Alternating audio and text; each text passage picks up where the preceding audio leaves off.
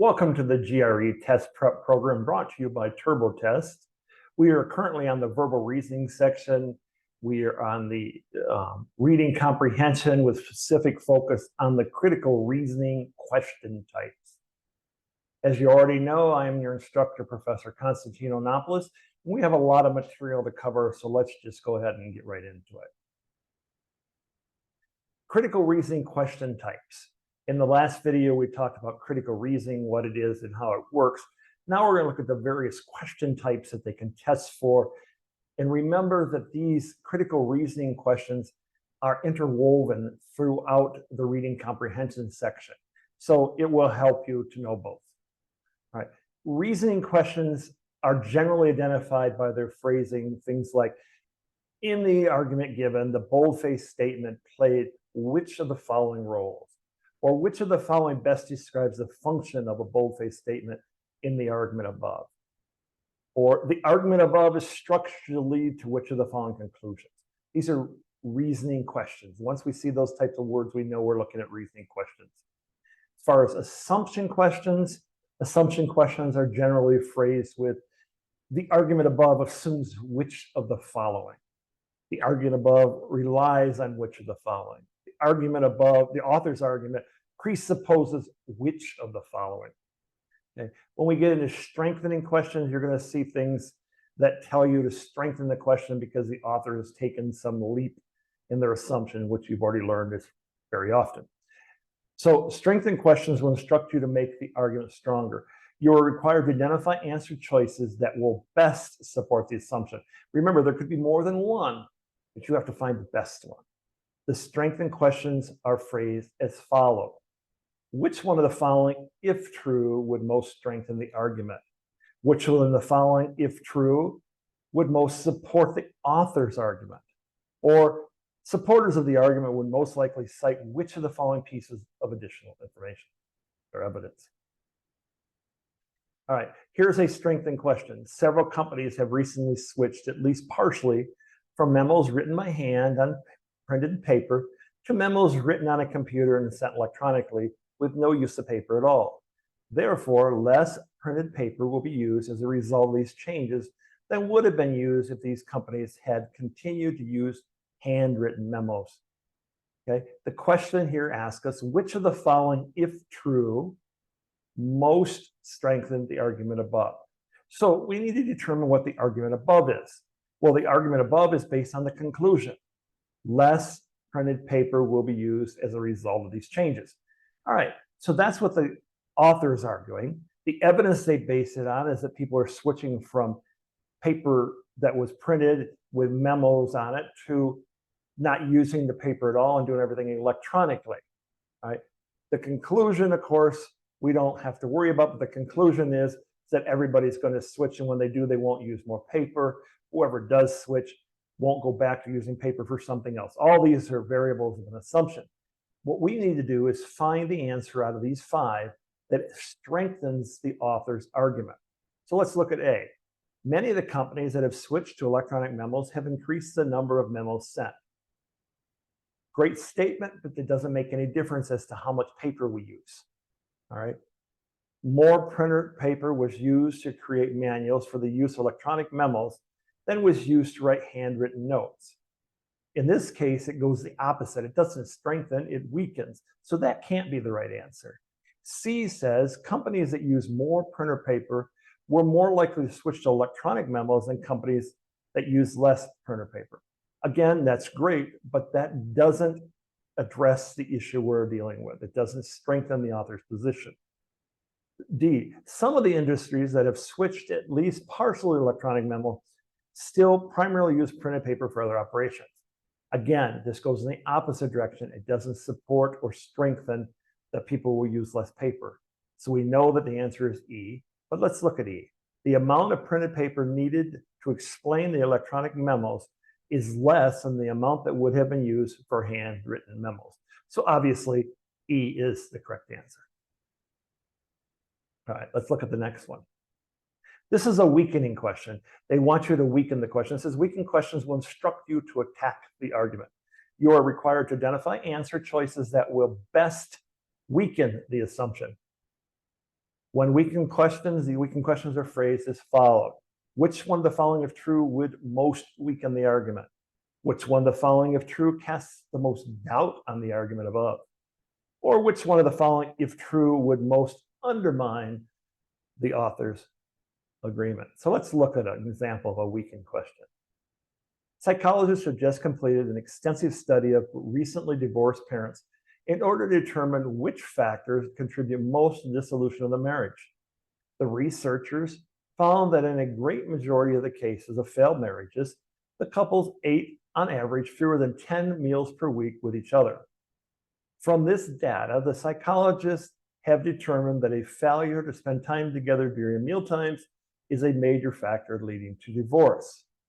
All right, that's their finding. Their conclusion, obviously, is that if you eat less than 10 times a week with your spouse, it'll lead to divorce. The evidence is based on the fact that the people they interviewed, they had to eat with each other less than 10 times. All right, so the question says, which of the following, if true, would cast the most doubt on the researchers' hypothesis?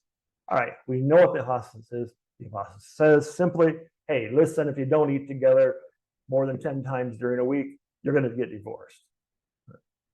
So A says many couples who have long and successful marriages eat together fewer than 10 times per week. Okay, true or not true? We don't care. What we're looking for is which one of these will cast the most doubt. That doesn't cast doubt, that reinforces. B says most of the couples in this study who were unable to share mealtime with each other work outside of the home. Again, it doesn't help us either way. C, people who lack a regular dining schedule tend to have more disorder and illnesses of the digestive system. True, not true, we don't care. It has nothing to do with the divorce. D, couples in the study who reported that they ate together more than 10 times per week also indicated they tended to perceive the relationship with their spouse as healthy. Okay, this one could cast doubt, or it could reinforce. Okay, most likely you would say it reinforces because they say they're happy because they ate more than 10 times per week. So it doesn't help us. Look at E. In many cases, people in unhappy marriages tend to express their displeasure by avoiding contact with their partners when possible. So letter E is the obvious answer. The conclusion that the psychiatrist came up with was that if you don't eat with your partner, you'll divorce your partner. When in reality, if we stick this in, that they're already unhappy, they're already going down the road for divorce, they just choose not to be with the person they don't like. So not eating together is not the cause and effect here. So yes, E is definitely the correct answer. When we get into an inference question, remember, inference questions are focused on a conclusion that are based on details provided in the passage, but not actually stated in the passage. Remember, inference questions are things that we can't actually read in the passage, but we can know based on the passage. For instance, if I tell you B is greater than C in the passage, you can infer then that C must be less than B. I didn't say it, but it can be inferred, all right? However, you can't infer from A being bigger than B that B is bigger than C. We don't have that information. Okay, inference questions are always phrased similar to these. If the statements above are true, which of the following must be true? Which of the following statements can be properly inferred from the information above? Based on the information above, which of the following can logically be concluded? Right? All these are inferences. Let's look at a sample of an inference question. The Rochester Fire Department always fills its employee vacancies in-house. When a firefighter retires or leaves the force, his or her position is filled by interviewing all qualified members of the Rochester Department who are interested in the position. Only if this process fails to produce a qualified candidate does the department begin interviewing potential employees from outside of the department. This year, the Rochester Fire Department has hired 3 new firefighters from outside the department. The Question, which we know is an inference question, says, if the above statement is true, which of the following can be inferred? All right, so let's go through and look at this. If this is true, what can we infer from it? So let's look at the answers here. A, for the coming year, the Rochester Fire Department will be understaffed unless it hires 3 additional firefighters. We can't infer that from this passage. This passage just told us they already hired them. So this is totally not appropriate to the definition of what's going on in the passage. B says, firefighters hired from outside of Rochester Fire Department take longer to properly train for the job. Again, we don't know. It may be true, but it's added information that has nothing to do with the question. And if it's adding information, we certainly can't infer it from this passage.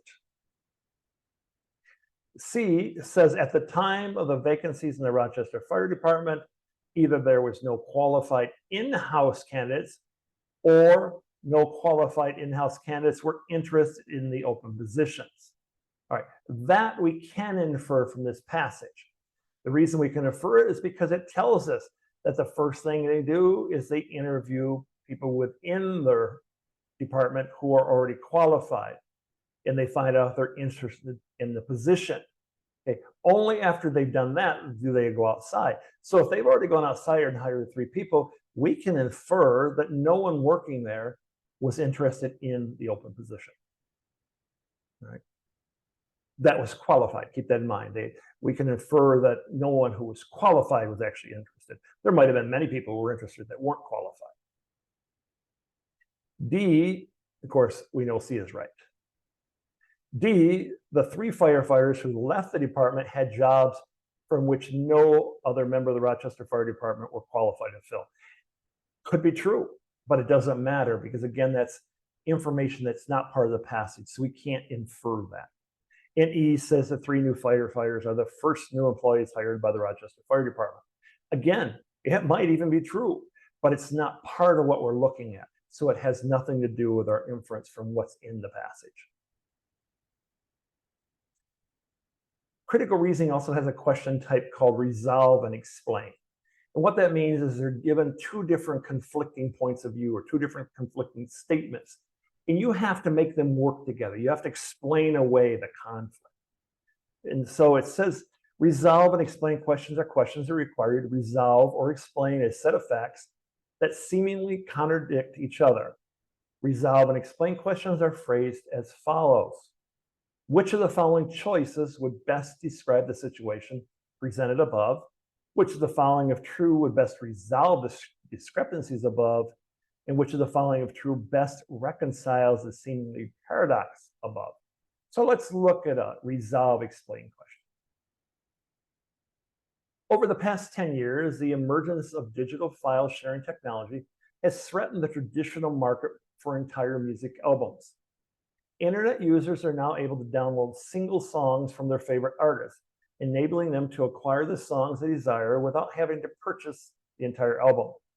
Some music industrial leaders contend that this practice causes untold financial loss, as the cost of individual songs is not enough to offset the money lost producing the song that were not purchased from the rest of the album.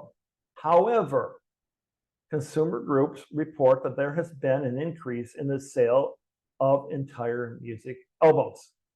All right, so we got some conflict going on here. On one side, they're saying we're losing money because people are downloading from the internet. They're only downloading 1 song at a time. On the other side, they're saying, hey, wait, we're making money. It's increasing in sales. So how do we reconcile those 2? Well, it says, which of the following, if true, would best explain the situation above? So let's look at them.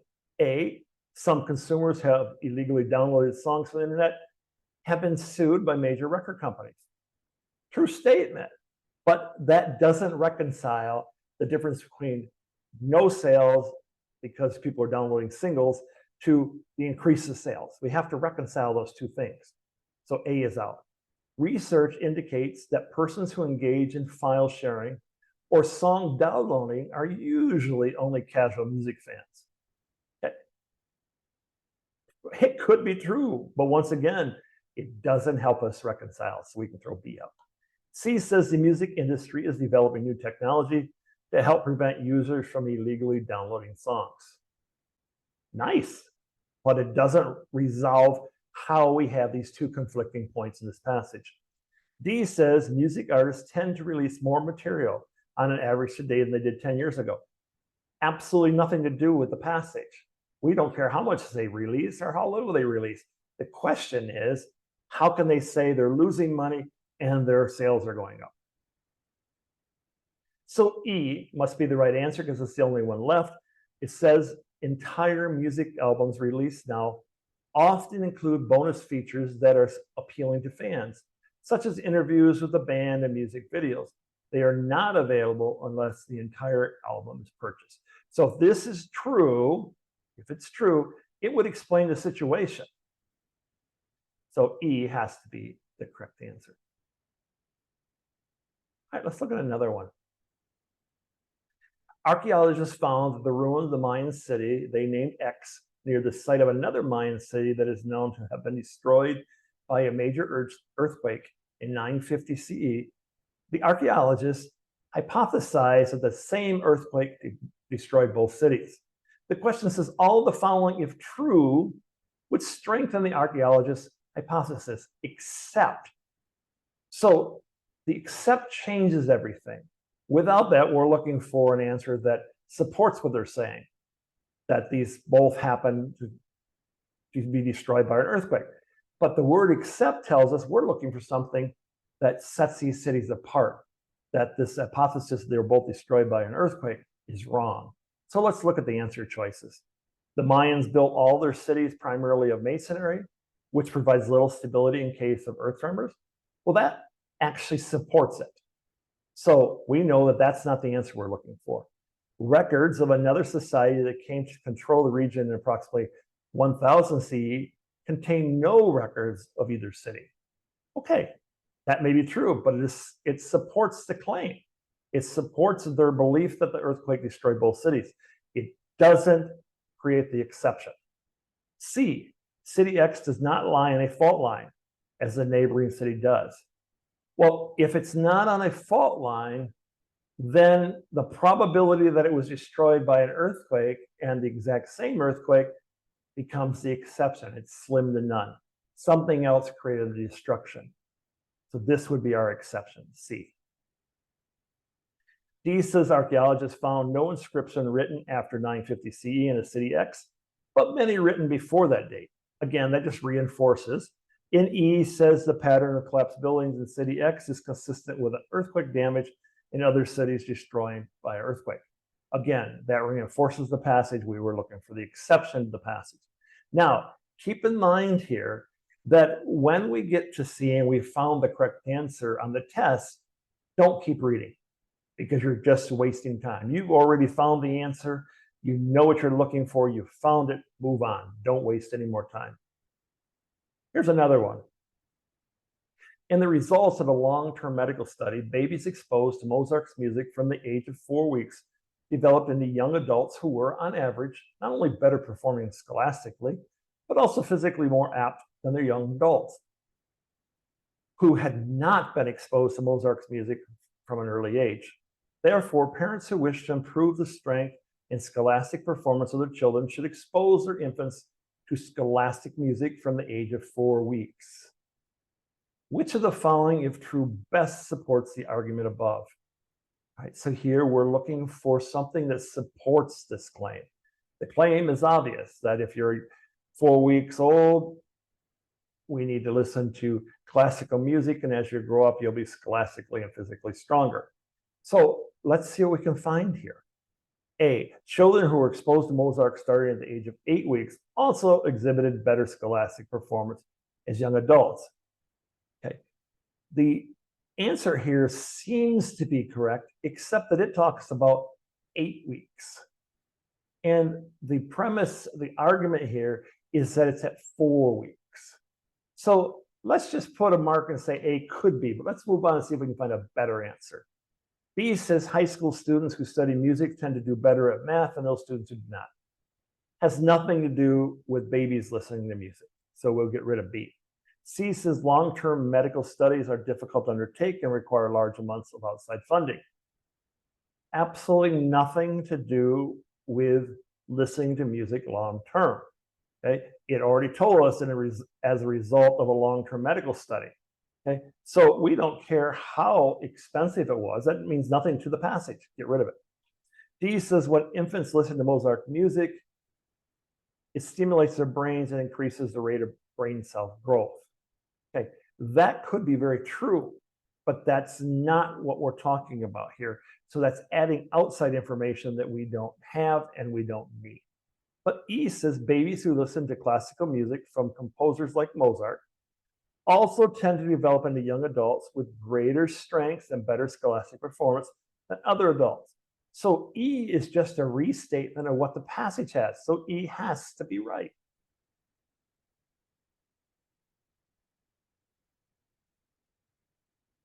A social worker surveyed 200 women, each of whom had recently given birth to her first child. Half of the women surveyed had chosen to give birth in the hospital or a clinic. The other half had chosen to give birth at home under the care of a certified midwife. Of the 100 births that occurred at home, only 5% sustained complications, whereas 17% of the hospital births presented substantial complications. The social worker concluded from the survey that the home is actually a safer environment in which to give birth than a hospital or clinic. Which of the following, if true, most seriously calls the social worker's conclusions into question? Remember, we have to ID what her conclusion is. We ID what the evidence is and the assumptions. They want us to figure out what will get rid of this conclusion she came up. This conclusion she came up with was that it's safer to have children at home than in the hospital. And her reasoning is that half the children did it at home, half the children did it in the hospital. The ones that did it at home, 5% had substantial complications. Those in the hospital, 17%. Right, so let's look at the answer choices and see how they play out. A says women who give birth in hospitals and clinics often have shorter periods of labor than women who give birth at home.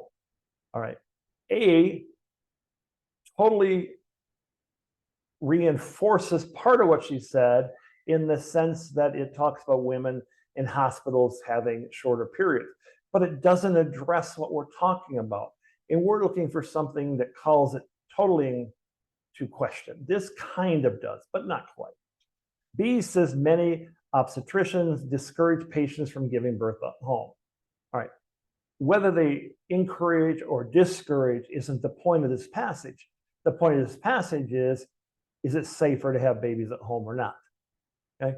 C says all the women in the study who had been diagnosed as having a high possibility of delivery complications elected to give birth in the hospital. Well, obviously, if everyone who is diagnosed with this problem elected to give birth in the hospital, the rate at the hospital of these complications is going to be higher. Right? So C is our correct answer. D says women who give birth at home tend to experience less stress during labor than women who deliver in hospitals. And E says pregnant doctors prefer to giving birth in a hospital. Neither of which help us with our answer. According to a recent study, advertisements in medical journals often contain misleading information about the effectiveness and safety of the new prescription drugs. The medical researchers who wrote the study concluded that the advertisements could result in doctors prescribing inappropriate drugs to patients. The researchers' conclusion would be most strengthened if which of the following were true. All right, so their conclusion is that doctors rely on these advertisements. So the medical researchers who wrote the study concluded that the advertisements could result in doctors prescribing inappropriate drugs to patients. So we need something that would support that. So let's look at this. A says advertisements for new prescription drugs are an important source of revenue for medical journals. Well, whether they're an important source of revenue has nothing to do with whether or not doctors prescribe drugs inappropriately. B says editors of medical journals are often unable to evaluate the claims made in advertisements of new prescription drugs. It's probably true, but it still has nothing to do with doctors overprescribing or inappropriately prescribing a drug. Now, C says doctors rely on the advertisements as sources of information about new prescription drugs. So if this is true, if doctors actually relied on these publications and the advertisements in them, then this argument would be true. So that would be the most strengthening if we're true. Okay? What they're saying reversely is that if doctors don't look at these advertisements and they don't care about these advertisements and they don't have any bearing on their decisions, then this entire premise of this conclusion is false. So you need the doctors to actually prescribe drugs based on what's in the advertisement. Okay, D says advertisements for new prescription drugs are typically less accurate than medical journal articles evaluating the same drugs. True, but again, it has nothing to do with why a doctor would use that information. The Food and Drug Administration, the government agency responsible for drug regulations, reviews advertisements for new drugs only after the ads have already been printed. Again, those are all true, but the one that strengthens their conclusion that doctors would inappropriately prescribe drugs based on the advertisements is if doctors actually relied on the advertisements. So C. All right, that brings us to the end. And as always, remember to connect at TrboTest.com.